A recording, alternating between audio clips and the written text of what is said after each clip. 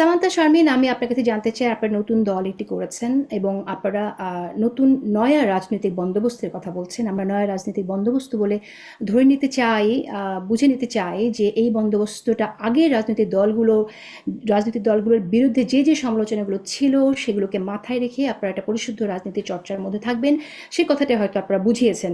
কিন্তু আমরা দেখলাম যে আপনার নতুন রাজনৈতিক দলের ঘোষণা যখন করলেন, সেই প্রোগ্রামটা পর্যন্ত আমার কাছে মনে হয়েছে যে খুবই আধুনিক একটি প্রোগ্রাম, যেখানে আপনারা দেখাতে চেয়েছেন যে আপনাদের ঐশ্বর্য দেখানোর একটা টেন্ডেন্সি মনে হয়েছে। এবং আপনারা সম্প্রতি যে ইফতার পার্টি যেটা হলো, সেখানেও আপনার ব্যয় নিয়ে ইতিমধ্যে অনেক প্রশ্ন উঠেছে, অনেকে বলছে কোটি টাকার উপরে ব্যয় হয়ে গেছে।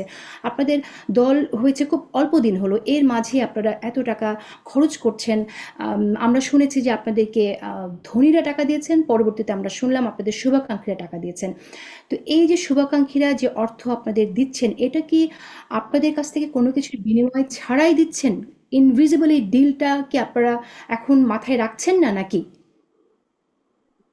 আমাদের যেটা প্রতিশ্রুতি সেটা হচ্ছে বাংলাদেশে একটি গণপরিষদ নির্বাচন হবে, বাংলাদেশকে সেকেন্ড রিপাবলিক ঘোষণা দিতে হবে।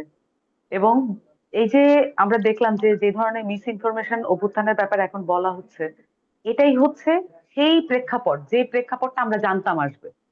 এটা এসেছে এর আগেও ইতিহাস থেকে যদি আমরা দেখি।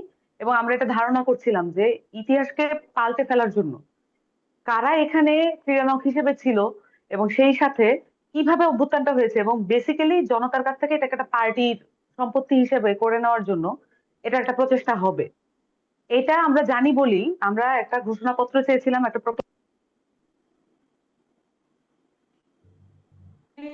ঘোষণাপত্রে বাধা দেওয়া হয়েছে। পরবর্তীতে আমরা যখন বলেছি সেকেন্ড রিপাবলিকের কথা, যাতে এটা ইনক্লুড থাকে, সেটার মধ্যেও এটা বাধা দেওয়া হয়েছে। কারণ এটা বাধা দেওয়ার একটা কারণ তো আছে। কারণটা এই যে অভ্যুত্থানটা যেভাবে হয়েছে সেটা যাতে বোঝা না যায়। একটা পর্যায়ে ইতিহাসটা গড়াতে গড়াতে এইভাবে বারবার বললে তো মিথ্যাও সত্য হয়ে যায়। তো তারা এমন ভাবে বারবার বলতে থাকবে যে এখানে এটি ঘটিয়েছে হয়তো একটি পার্টি, একজনের জন্য এটা ঘটেছে, এমনটাও হতে পারে। তো আমরা সেটার থেকে বাংলাদেশকে রক্ষা করা এবং অভ্যুত্থানকে রক্ষা করার জন্য কিন্তু আমরা বলেছিলাম প্রোক্লামেশনের মাধ্যমে সকল স্টেক হোল্ডার যারা ছিল তাদের কথা যাতে উল্লেখ থাকে, সেভাবে করে একটি প্রোক্লামেশন দেওয়া হোক, যাতে করে এটি ইতিহাসে থেকে যায় এবং সংবিধানে থেকে যায়। এখন আপনি পার্টির প্রসঙ্গ যেটা এসেছেন, রাজনৈতিক বন্দোবস্ত কিন্তু শুধুমাত্র হচ্ছে নতুন একটি রাজনৈতিক দলের পরিবর্তন এবং নতুন রাজনৈতিক দল আসা, এটা না। মানে হচ্ছে এটা হচ্ছে পলিটিক্যাল এবং কনস্টিটিউশনাল রিফর্ম এবং কনস্টিটিউশনাল চেঞ্জের মধ্যে দিয়ে এটাকে বন্দোবস্ত বলা হচ্ছে। এবং এটা সেটেলমেন্ট কেন বলা হচ্ছে?